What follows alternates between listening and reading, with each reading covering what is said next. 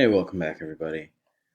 I left off last time talking about examining different definitions of peace, and that's what we're going to look at specifically today. We'll definitely look at conflict and different theoretical models about how conflict works. Today, we're just going to talk about a couple of different interpretations of peace. So, how would you define peace? A lot of symbolic representations seen here about kind of geopolitical peace or maybe a personal kind of peace. Um, what does the kind of peace sign mean to you? Or the olive branch kind of forgiveness symbol, compromise symbol. So, what constitutes peace? Now, it seems like a relatively straightforward question, but of course, upon further examination, might not be so simple. The most common definition in politics is a kind of absence of conflict type of definition, which is the most common one. So here I've given you a quote from R.J. Rummel. We'll read a chapter of his work a little bit later in this unit. So we'll get into Rummel in some pretty great detail. And here I have a quote from him that says, "Perhaps the most popular Western view is peace means an absence of dissension, violence, or war, a meaning found in the New Testament and possibly an original meaning of the Greek word for peace, eirene. Pacifists have adopted this interpretation, for to them all violence is bad. It is the primary dictionary definition." Excuse me. So, aside from the more traditional definition of peace as the absence of conflict, there are some newer and pretty interesting definitions as well. And again, we'll look to the Swedish sociologist Johan Galtung. So he created a notion that he defined in a paper in the 60s as positive peace versus negative peace.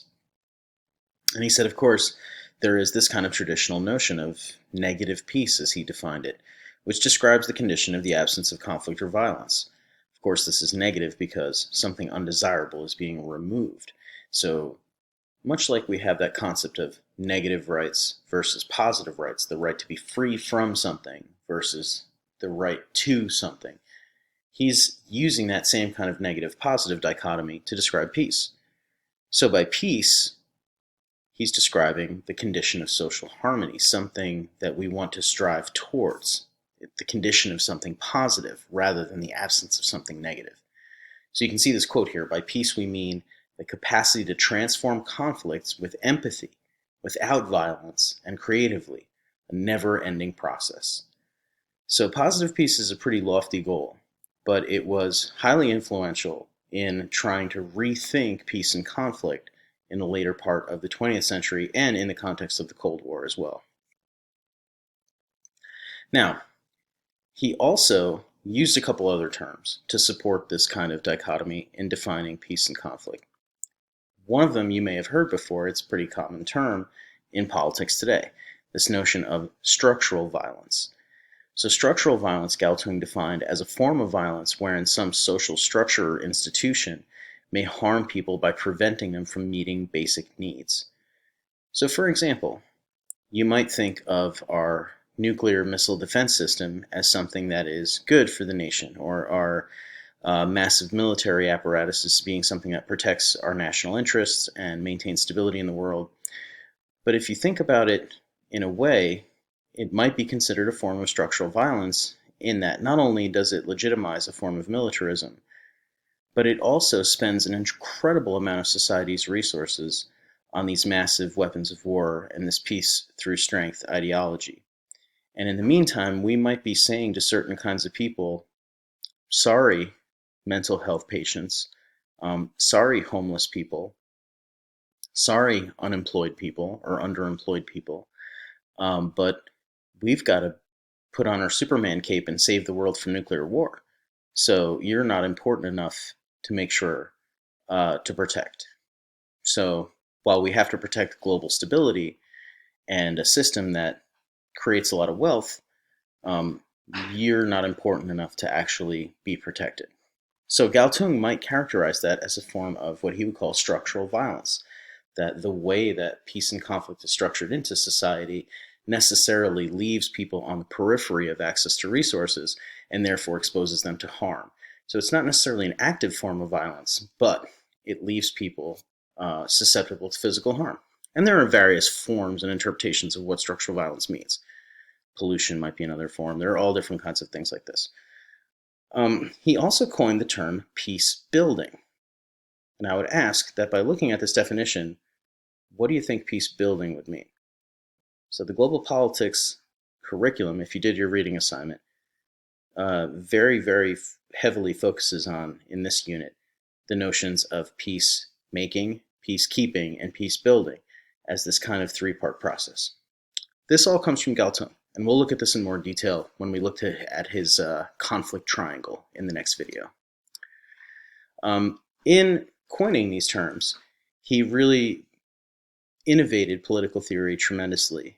Being a sociologist, this was hugely impactful from his field, but he greatly changed the notions in political science to analyze the structures of imperialism and how by leaving people on the periphery of society, limiting their access to crucial resources, it should really be considered a form of violence. And in moving forward with a multilateral globalized world, that this is something that we need to consider with our institutions.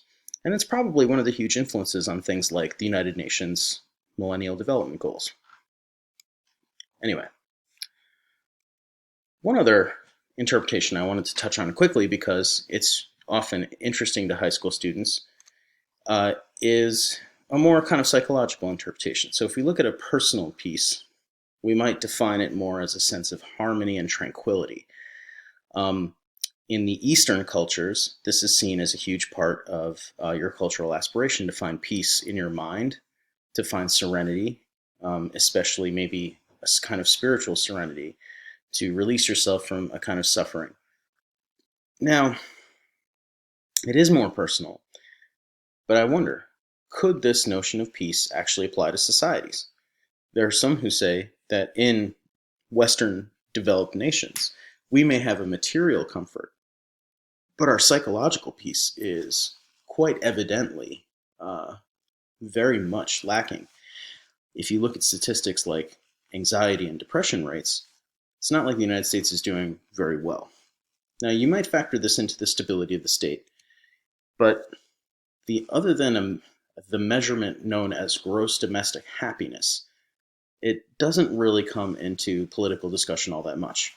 Perhaps in the discussion of a political issue of mass shootings and cultures of violence, maybe in a discussion about gun violence, you might discuss this kind of notion of peace, a kind of psychological peace as being very important to politics. And perhaps you could see it in avenues of critical theory, when critical theory might argue that in Western capitalism or in a kind of technocratical society where we heavily emphasize technology and mastering nature and solving problems, that psychological imbalance, that psychological unease that is produced in this society that is constantly trying to solve problems and innovate might lead to broader kinds of political problems. But other than that kind of political critical theory context, you don't really see these kinds of discussions have a huge influence on policymaking. Perhaps they should, and that's something that maybe your generation might want to advocate for. Now, the last interpretation I want to go over, and probably the most relevant one for global politics, is the interpretation called peace as a balance of power. So in the chart over here, you can see that in a peaceful situation, in subunit A, decision-making power is actually distributed relatively evenly, and that resource allocation through these decisions are distributed with no preference towards a particular group. When you have an imbalance of power on subunit B here, one group is getting disproportionate access to decision-making power and thus disproportionate access to resources that are crucial. And this generally tends to lead to conflict. So if we look at a balance of power, we can look at a state of law or civil government, a state of justice or goodness, and in these contexts we can see if there's a balance or equilibrium of powers. So this could apply globally, but it could also apply locally. It could apply in your family. It could apply in your classrooms. This particular theoretical lens of analysis. So let's take a look at the global politics context. Do current geopolitics represent a balance of power or an imbalance of power? We did say that after the Cold War, the power structure that emerged was really a unipolar system. But with the current leadership alienating our alliances and China kind of on the rise with the Trans-Pacific Partnership, leading a lot of the economic development in Africa and Asia, and with alliances in question currently, especially amongst this pandemic, where countries seem to be fending for themselves a little bit, the power situation might not be so clear in geopolitics. Well, in a unipolar world, we know that one nation dominates decision making, but of course, this can risk counterbalancing by breeding resentment for the person who is in power. Very often, the imperial leaders will be challenged, and other nations and groups will coalesce to rise up and try to counterbalance the power, and that can lead to conflict. Although historically, the most peaceful times have generally been the times when one imperial power has reigned mostly unchallenged. Of course, a bipolar world like we saw in the Cold War was when two nations dominate economics and security. And although this led to many, many proxy conflicts and all kinds of instability in countries all over the world, the great power war that we saw in World War I and World War II was quelled, possibly only by the mutually assured destruction doctrine of the nuclear weapons era. And of course, the other alternative would be a multipolar world, where no nation actually dominates decision making, and there are multiple spheres of influence and vast alliance systems. In some ways, we have this already, and we might be moving a little bit more towards this as the United States declines in its decision making power in the world. Historically, great power alliances have been the cause of the biggest world wars. So this is a situation that might seem desirable, but historically has not generally worked out so well, although we have not seen this since the dawning of the atomic age and the dropping of the two atomic bombs. Now, the last situation is when there is a power vacuum where no nation actually has that much decision-making power and nations are competing to climb the power ladder. And this has been the historical kind of situation that has led to perpetual conflict. If you take years in the medieval period in Europe, where nations are just perpetually competing, 100 years of conflict on and off, this has not been a desirable situation.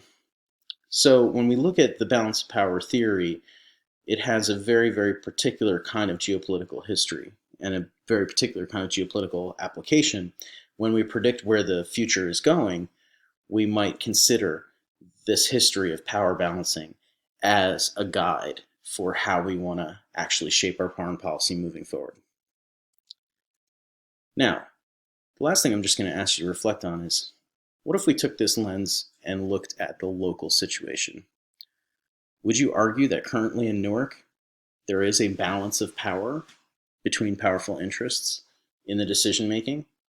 Just think of the coronavirus crisis. Do you think that decisions have been made with equal representation of all interests in the city?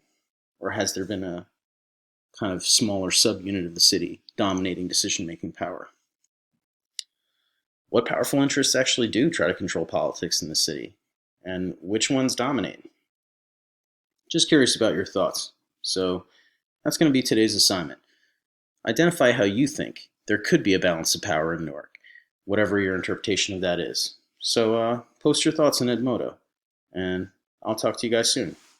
Take care, everybody. I hope you're safe and well.